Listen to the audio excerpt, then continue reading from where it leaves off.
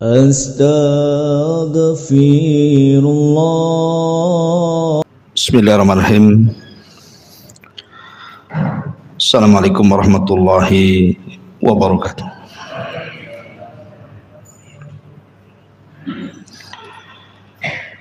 Alhamdulillah wassalatu wassalamu ala Rasulillah wa ala alihi wa sahbihi wa mawalah wa la hawla wa la quwata illa billahi wa ba'd.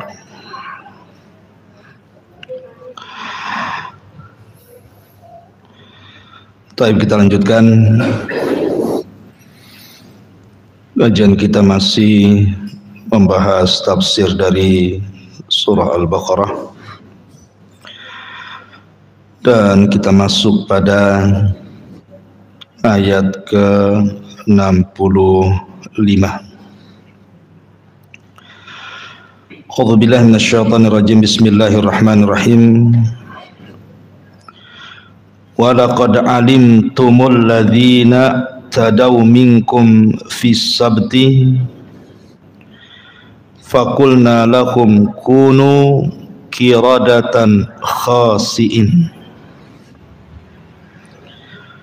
faja'alnaha nakalan lima baina yadayha wa ma khalfaha wa mau'idatan lil muttaqin.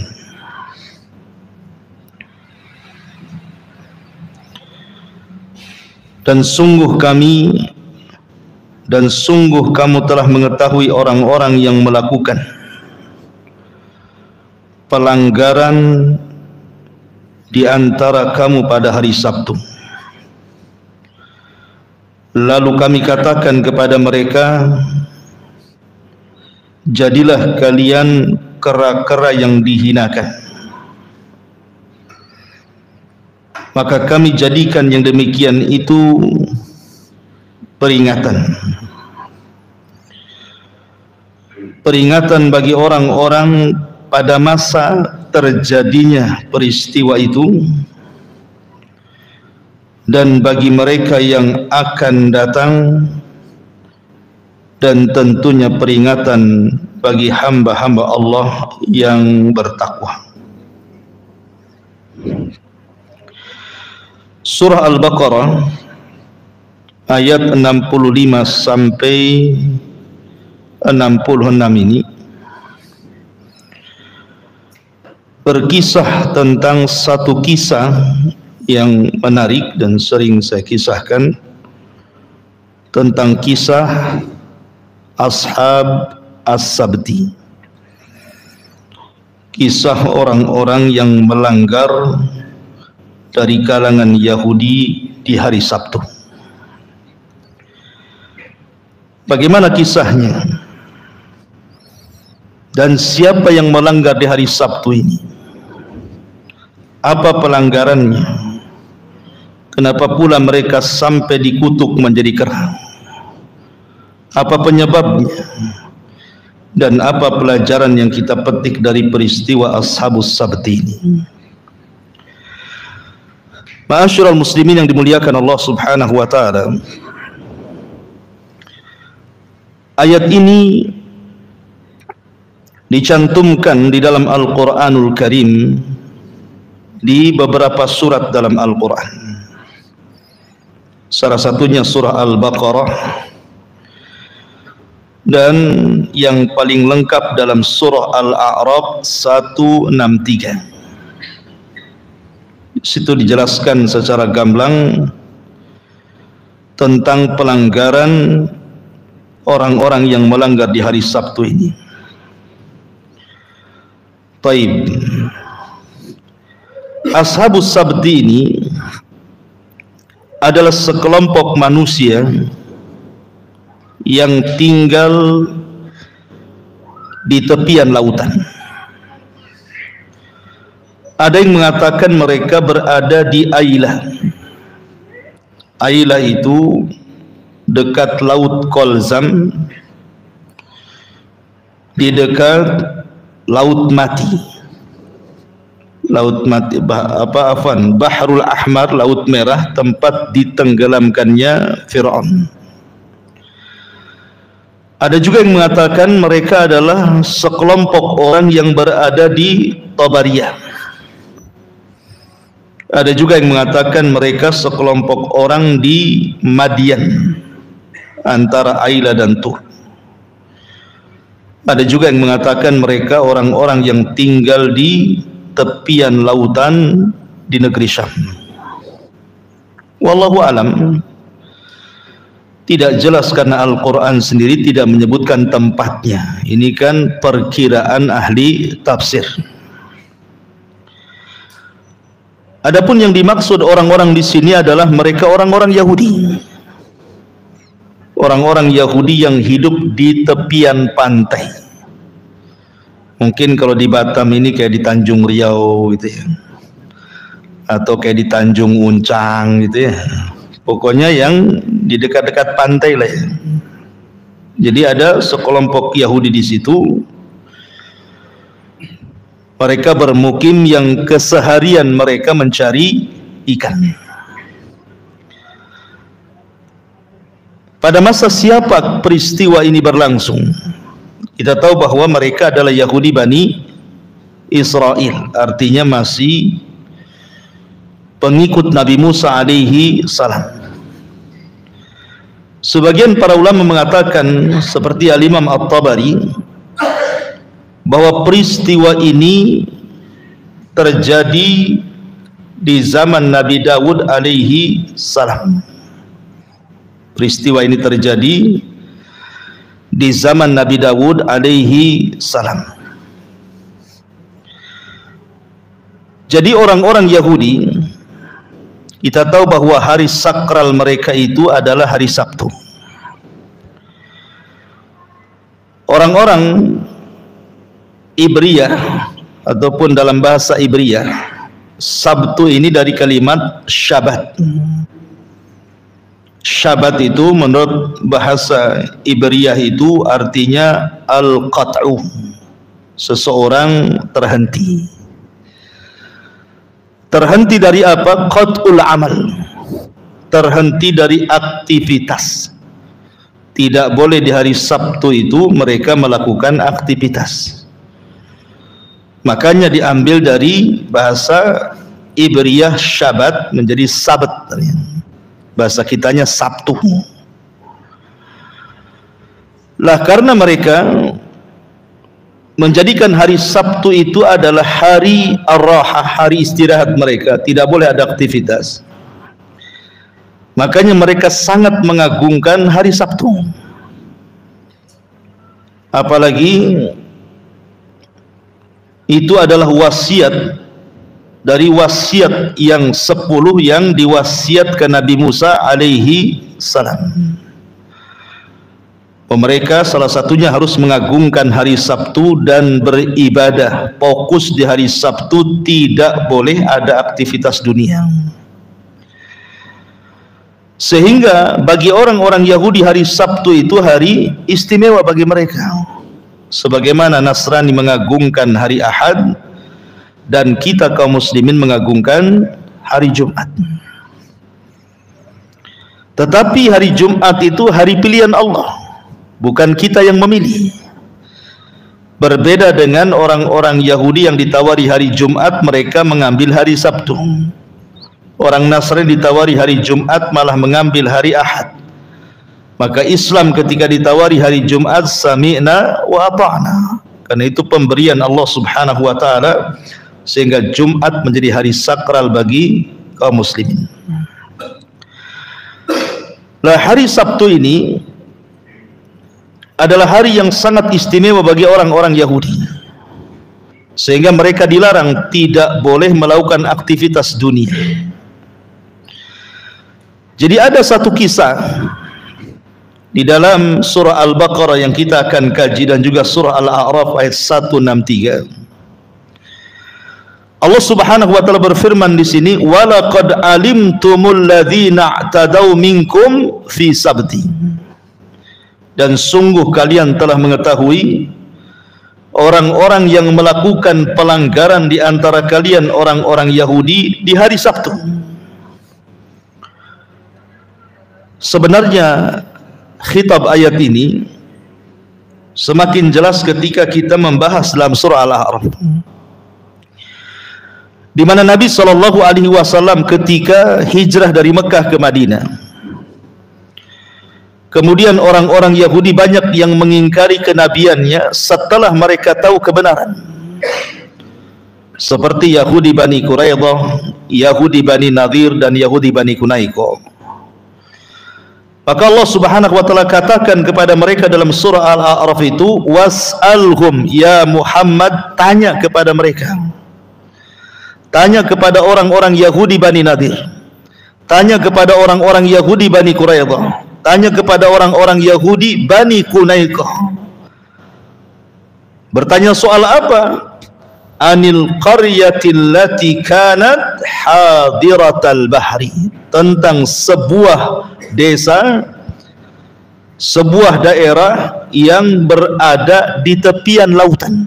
Tanya kepada mereka kisahnya itu. Bagaimana orang-orang Yahudi itu sejak dulu dari zaman ke zaman itu menorehkan sejarah hitam, suka melanggar perintah nabinya. Kemudian Allah mengatakan, idh ya'duna fis sabti id ta'tihim hitanuhum yawma sabtihim syurra'an wa yawma la yasbituna la ta'tihim. Jadi Allah Subhanahu wa taala uji mereka apabila datang di hari Sabtu, maka ikan-ikan itu dibahasakan dalam Al-Quran syurra'an. Syurra'an itu seperti jalan, saking banyaknya ikan itu, maka ikan itu berduyun-duyun seperti membuat jalan saking banyaknya, kemudian loncat-loncat seolah-olah melambai-lambai, kemarilah tangkaplah aku. Nah, jadi sementara orang-orang Yahudi tidak boleh nangkap ikan di hari Sabtu. Kalau mereka sampai melakukannya, ini pelanggaran berat, bisa datang azab kepada mereka, karena mereka sudah melakukan perjanjian sebelumnya. Tidak boleh ada yang melanggar di hari Sabtu. Ma'asyiral muslimin yang dimuliakan Allah Subhanahu wa taala.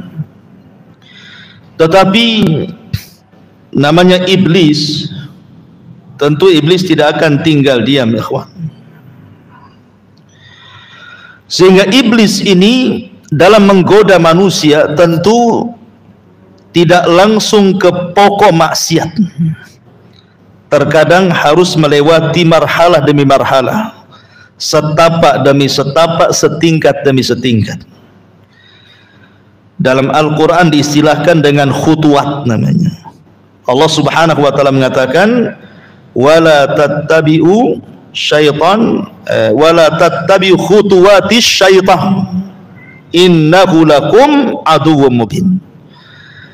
Janganlah kalian mengikuti setapak demi setapak langkah-langkah syaitan, karena syaitan itu musuh kalian yang nyata. Jadi setan itu ketika menggoda manusia, maka bertingkat-tingkat. Contohnya umpamanya, ketika tidak bisa digoda untuk melakukan kesyirikan, maka orang digoda untuk melakukan bid'ah. Ketika tidak bisa, maka digoda untuk melakukan dosa besar. Ketika tidak bisa, maka digoda untuk melakukan dosa kecil.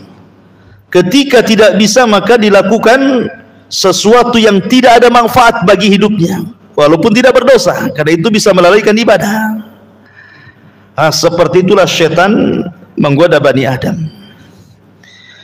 Maka kemudian iblis mewahyukan kepada sebagian mereka, sebagian Yahudi yang hidup di tepian lautan itu, dan mengatakan, innama nuhitum an akhdiha yaumas sabti.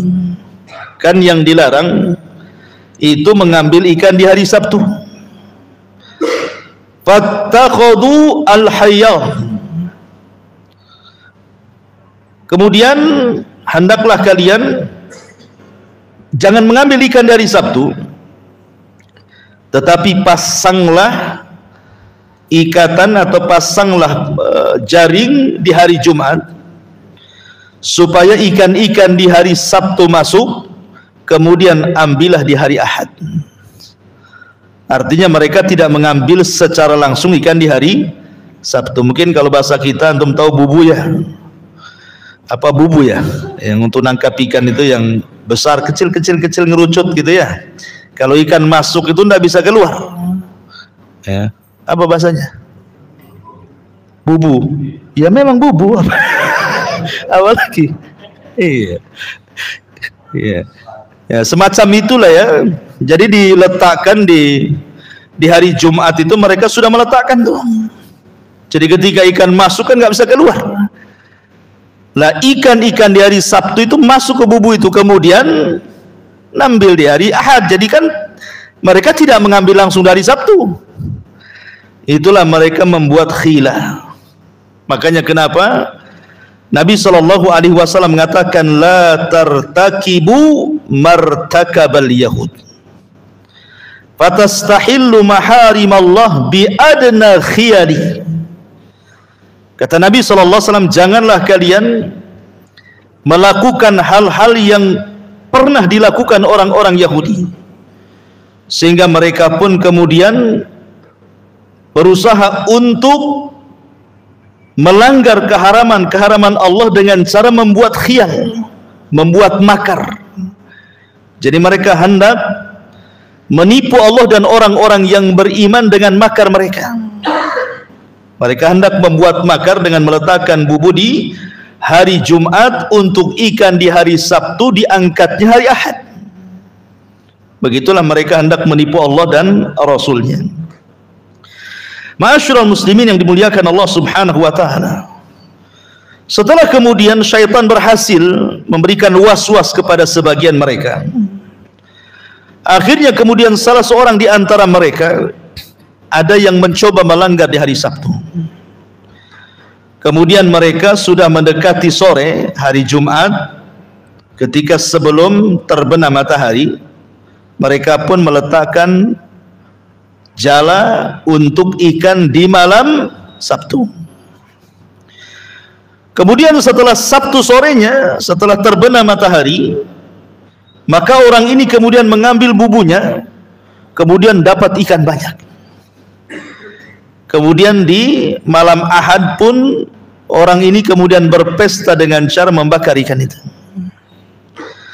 Ketika ikan itu dibakar, asapnya kemana-mana, datanglah orang-orang. Kemudian mengatakan, kau dapat ikan dari mana? Bukankah kemarin hari Sabtu tidak boleh nangkap ikan, kau dapat ikan pula kan itu? Dari mana ini ikannya nih? Ikan segar ini.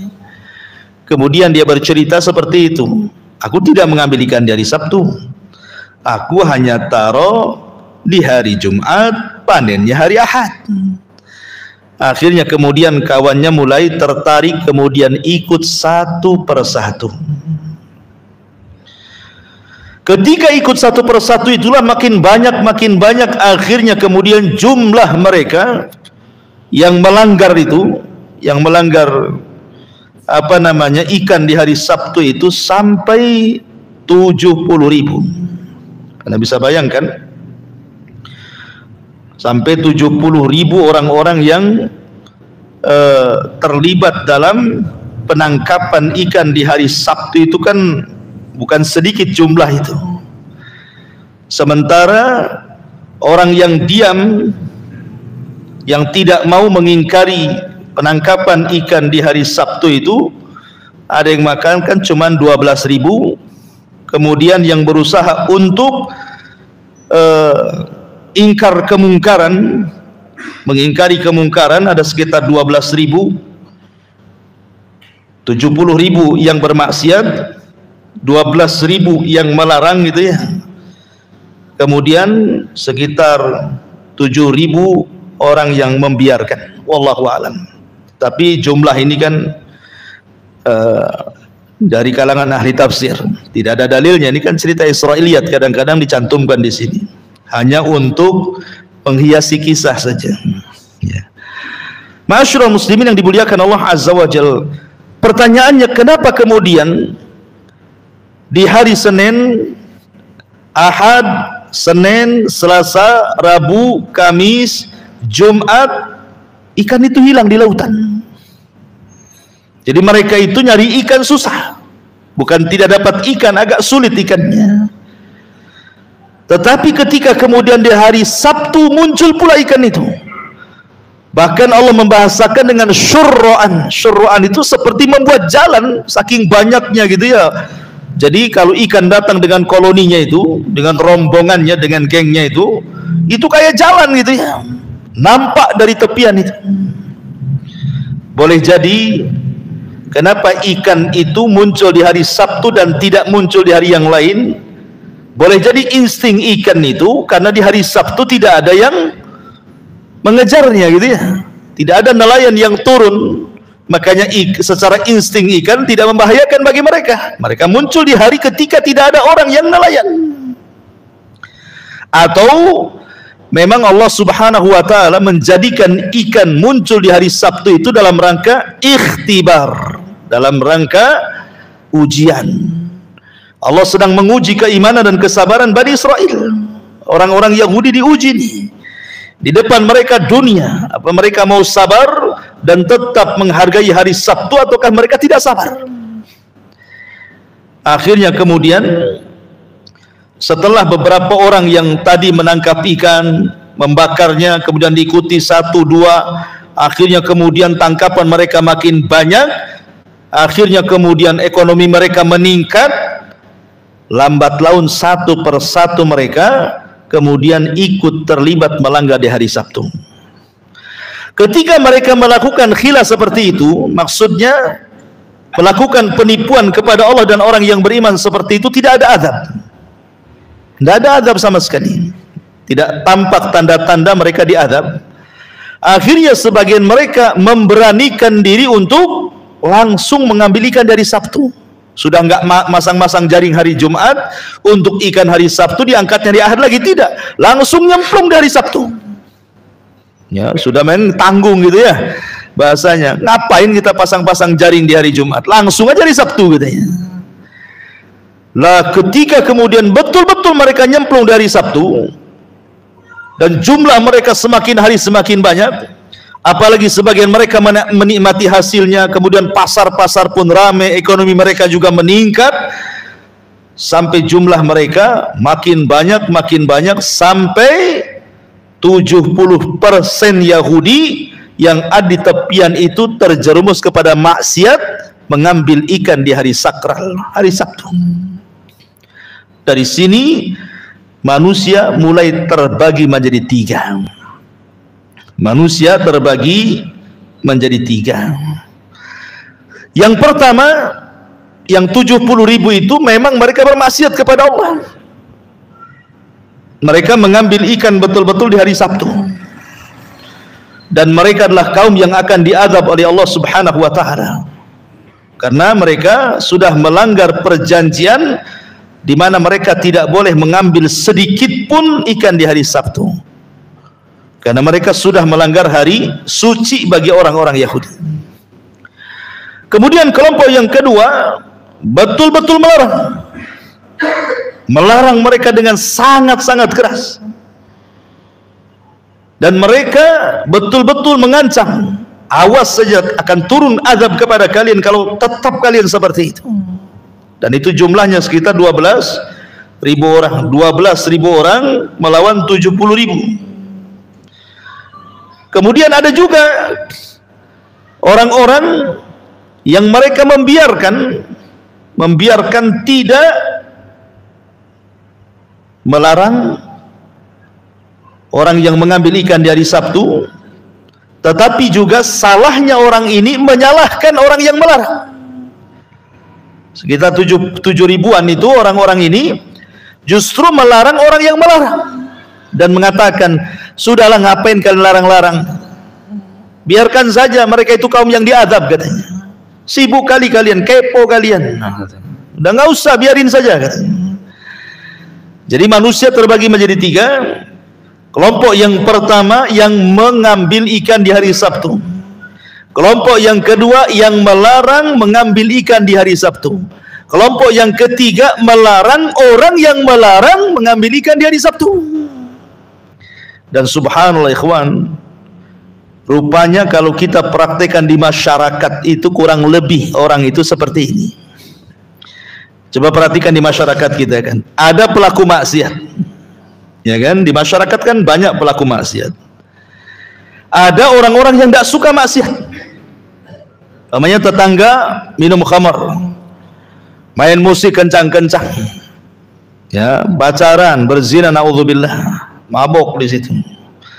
Ada yang tidak suka, melapor dia ke RT.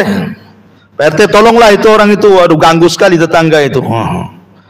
Ada yang satu, dah biarin saja, daripada bertengkar kalian biarin sajalah katanya. Kan ada seperti ya. Nah, daripada bertengkar katanya, daripada rame di sini, dah biarin saja tuh. Nah, terkadang yang seperti ini keluarga tuh, ya, istrinya geram, suaminya pula kayak gitu. Sudah nggak usah kepo kamu, biarin aja, kan? Coba bayangkan ya, suami istri pula lain madhab. Gitu. Jadi masyarul muslimin yang dimuliakan Allah Azza wa Jalla. Jadi manusia itu memang seperti itu.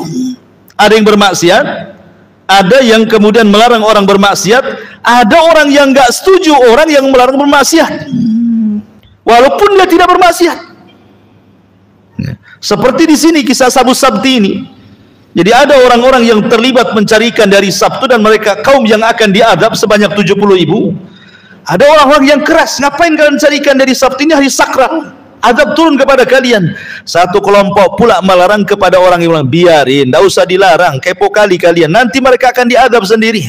Walaupun tidak maksiat, tapi dia tidak mengingkari kemaksiatan.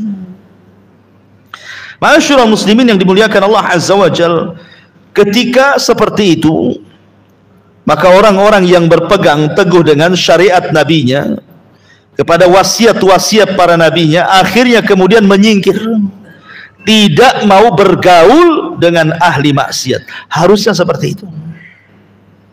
Dengan cara apa? Memisahkan diri dari mereka, buat kampung sendiri. Jadi yang 12.000 ini yang tidak setuju dengan orang-orang yang menangkap ikan dari Sabtu itu, mereka keluar dari desa itu, kemudian membuat kampung di sampingnya, kemudian dipagar tembok, gak mau dijadikan satu atap dengan para pelaku maksiat. Harusnya kita seperti itu. Kita harus hijrah. Kalau kita tidak bisa mengingkari sebuah kemungkaran di sebuah tempat dan kita takut terfitnah di tempat itu, hijrah saja. Negeri Allah ini luas kok, kenapa harus dipertahankan di situ?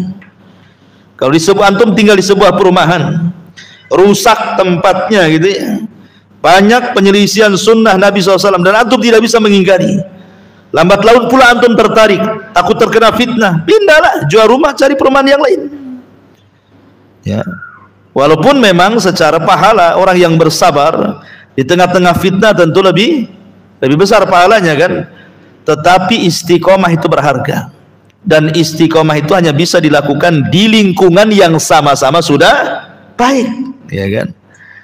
Antum nih ada perumahan, semua sudah ngaji, maka antum tidak perlu mempertahankan akidah karena semua akidahnya sama kan.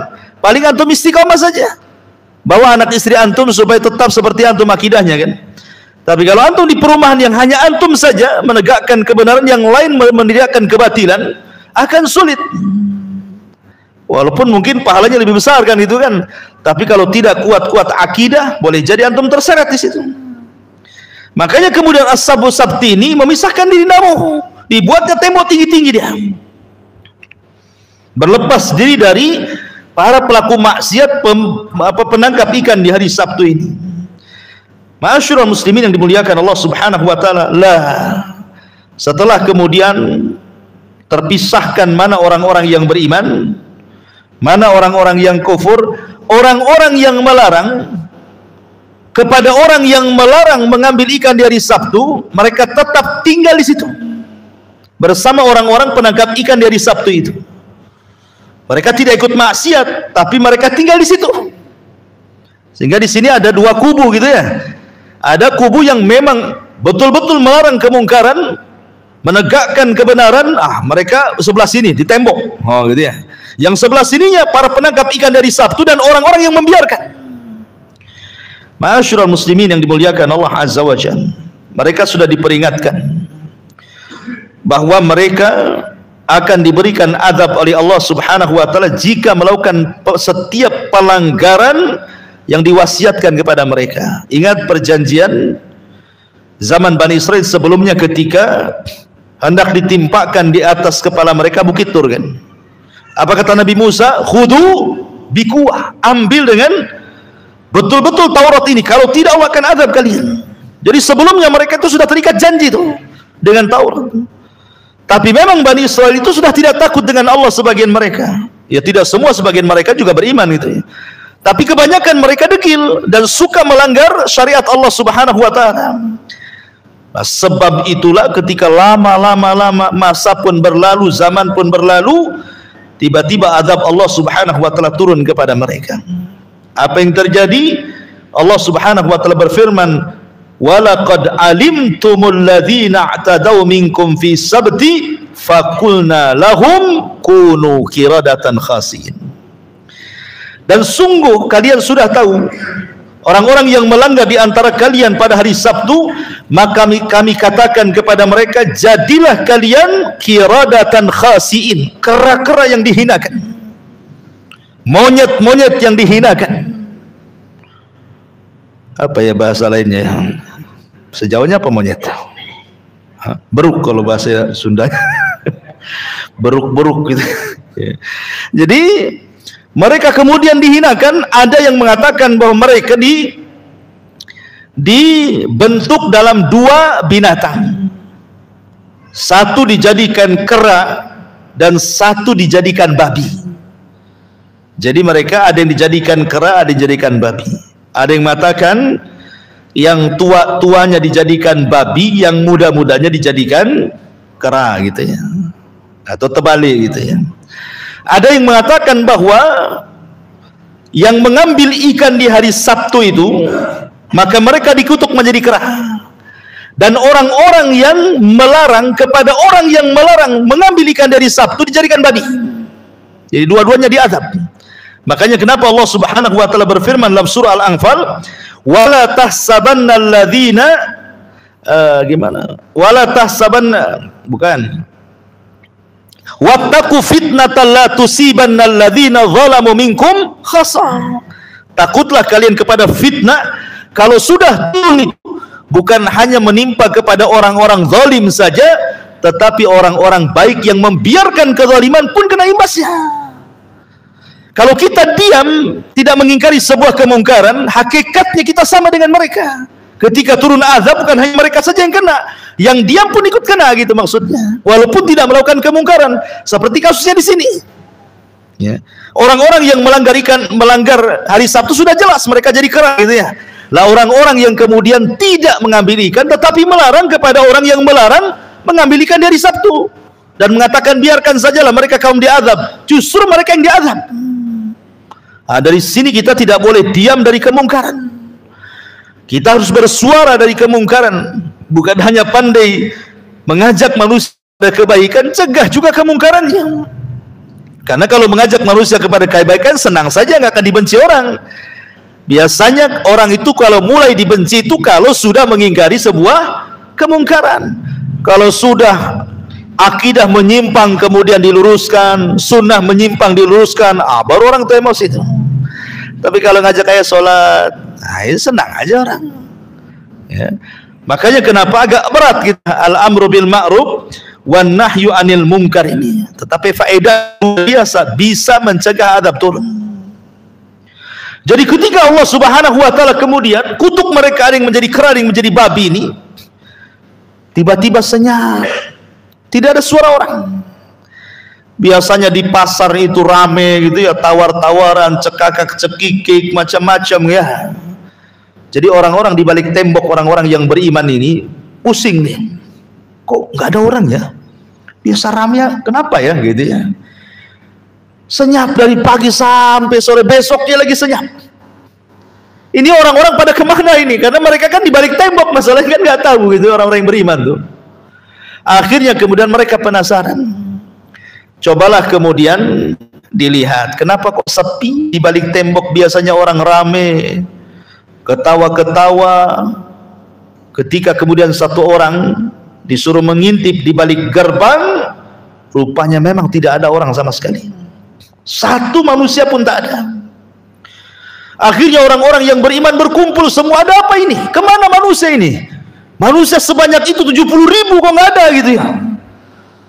Akhirnya kemudian mereka pun mulai memberanikan untuk membuka gerbang yang dari dulu mereka tidak mau buka gerbang karena mereka tidak terkena azab masalahnya. Tapi karena ini mencurigakan, ini kok nggak ada suara ini, maka kemudian dibukalah gerbang itu. Ketika dibuka gerbang memang nggak ada orang, sama sekali nggak ada orang. Di rumah-rumah mereka lautan kosong, nggak ada orang sama sekali. Tetapi mereka melihat di situ banyak kera-kera dan babi-babi yang nempel di tembok, dinding-dinding yang memisahkan antara mereka dengan orang-orang yang bermaksiat itu. Kera-kera dan babi-babi ini mengenali mana saudara, mana kerabatnya yang beriman gitu ya. Tetapi orang-orang yang beriman sudah nggak mengenali lagi mana si fulan, mana si alan gitu, nggak tahu lagi ya. Akhirnya kemudian mereka baru sadar bahwa mereka sedang diazab dan dikutuk Allah Subhanahu wa taala. Ada yang mengatakan bahwa selang 3 hari setelahnya, setelah kutukan itu, mereka hanya hidup 3 hari saja. Akhirnya mereka pun dibinasakan oleh Allah Subhanahu wa taala. Terjadi silang pendapat, apakah kalimat kunu qiradatan khasiin, jadilah kalian kera-kera dan apa namanya monyet-monyet yang dihinakan itu, apakah memang sebuah hakiki, betul-betul hakikatnya mereka dirubah dari manusia menjadi kera gitu ya, ataukah hanya karakternya saja yang dirubah itu? Sebagian para ulama mengatakan bahwa al-mashu itu adalah tamtsili saja, dia bukan hakikat, tidak, tetap jasadnya manusia. Sebagaimana seorang ahli tafsir namanya Mujahid, ma'ruf Imam Mujahid, ahli tafsir Mujahid ibn Jabr ya, mengatakan bahwa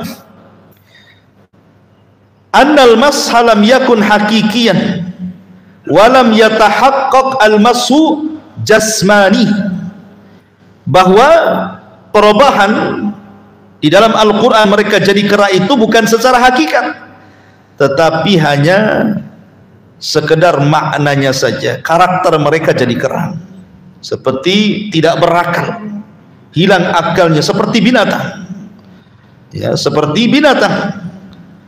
Tetapi yang dirubah itu artinya hatinya, bukan badannya. Hati mereka seperti kera gitu dan seperti babi. Tetapi pendapat yang kuat wallahu alam bahwa mereka itu betul-betul seperti pendapat Abdullah bin Abbas radhiyallahu anhuma dan juga ahli tafsir yang lainnya, bahwa sebagian ahli tafsir mengatakan mereka dirubah secara hakiki, betul-betul dirubah menjadi kera yang dihinakan, betul-betul dirubah menjadi kera. Kemudian hanya lewat 3 hari kemudian mereka pun mati. Dari sini juga kemudian bantahan kepada orang-orang yang mengatakan apakah kera-kera di zaman sekarang ya, monyet-monyet di zaman sekarang yang antum dapati di hutan-hutan Barelang sana gitu ya, atau di Batam Center itu di Nagoya itu mana tuh, Bukit Senyum kan banyak tuh ya, atau di sini mana nih yang ada monyet ini ya, di kebun binatang itu jelas ya. Apakah kera-kera itu adalah turunan kera-kera Bani Israel?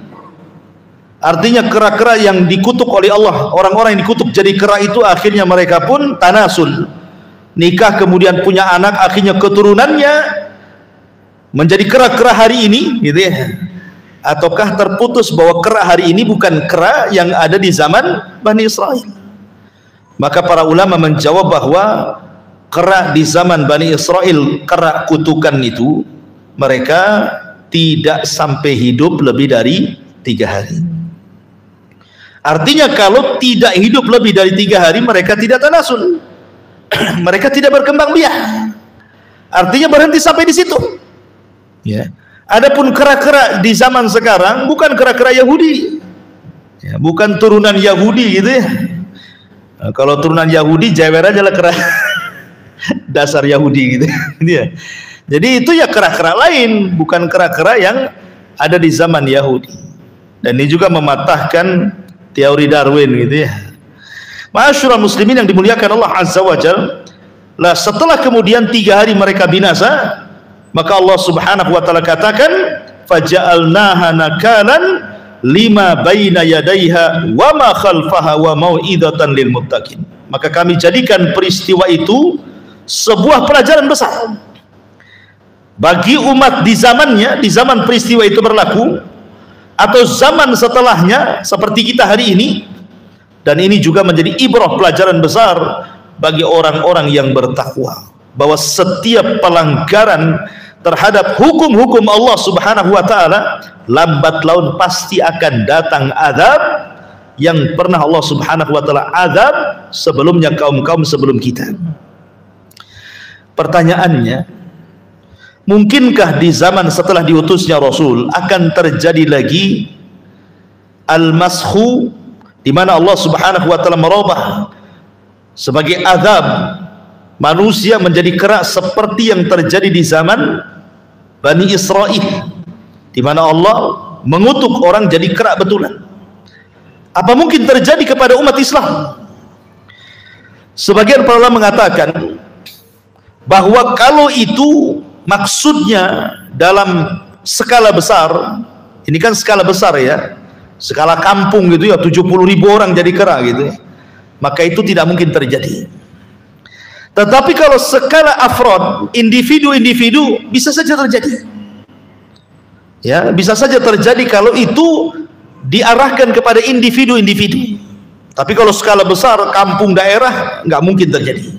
Tapi kalau skala individu, mungkin, tidak mustahil. Saya teringat kisah Al-Imam Ibnu Hazm rahimahullahu ta'ala.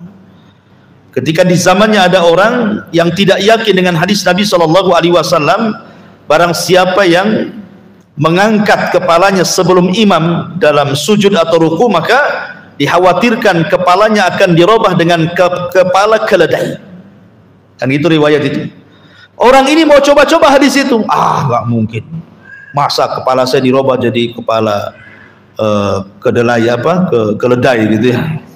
Kedelai kecil lah. Kemudian betul-betul dia lakukan tuh. Ketika dia sholat bersama imam, dia ingin membuktikan hadis ini. Imam belum angkat dari ruku, dia sudah angkat dari ruku. Selesai sholat, kepalanya jadi keledai. Itu terjadi di zaman Al-Imam Ibnu Hazm ya. Dan yang menceritakan Imam Ibnu Hazm dalam kitabnya seperti itu. Artinya bahwa kalau perubahan itu bisa saja terjadi. Bahkan ada juga yang dirubah jadi kera gitu ya.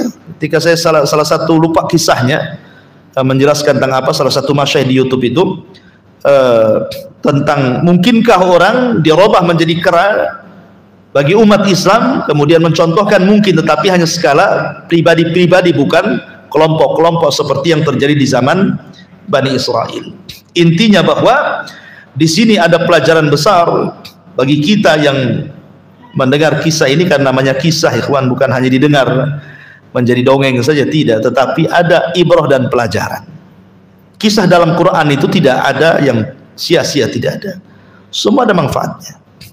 Dan bukan hanya dongeng tidur saja, bukan hanya enak didengar, diceritakan begitu kan, tetapi kisah tentang Ashabus Sabti yang paling besar, bahwa jangan coba-coba membuat makar, jangan coba-coba membuat makar dengan Allah. Seperti apa contohnya? Orang bercerai, talak 3, at-talaqu marratan, talak itu 2 kali. Berarti kalau sudah 3 kali tidak bisa rujuk. Kemudian orang hendak menipu Allah dengan cara apa? Ketika setelah talak 3 kan harus menikah dengan orang, dibayarnya orang. Nikah kau dengan istriku, bayar, nikah sinetron. Tapi semalam saja, besoknya kau ceraikan, biar istri itu bisa balik lagi kan gitu ya. Ini namanya khilah, tidak bisa, tidak boleh ya, tidak boleh khilah seperti ini. Atau umpamanya antum berserikat, antum punya usaha kambing di Tamiang sana, punya usaha kambing. Kita tahu bahwa kambing antum punya 2, jumlahnya 70 ekor. Kalau dibagi dua berarti 30 kan? 35 ekor. Ketika dijadikan satu, sudah harus keluar zakat. Karena kambing itu 40 ekor keluar satu kambing kan? Setiap 40 ekor kambing keluar satu kambing zakatnya kan? Biar tidak keluar zakat, kita pisahkan saja. Ambil kambingmu 35, ambil kambing saya 35. Kan enggak keluar zakat kan gitu ya. Nah, antum membuat khilah namanya, menipu Allah dan orang-orang yang beriman. Lah, makar-makar seperti ini jangan dilakukan. Dan banyak sekali kalau saya jelaskan tentang makar-makar sebagian kaum muslimin terhadap orang-orang yang beriman, bahkan Allah sendiri mereka membuat makar. Padahal Allah mengatakan wa makaru makran wa makarna makran wallahu khairul makirin. Mereka hendak membuat makar, Allah pun membuat makar, dan sebaik-baik makarlah makar Allah subhanahu wa ta'ala. Subhanaka bihamdika asyhadu an la ilaha illa anta astaghfiruka wa atubu ilaik. Allahu ta'ala. Assalamualaikum warahmatullahi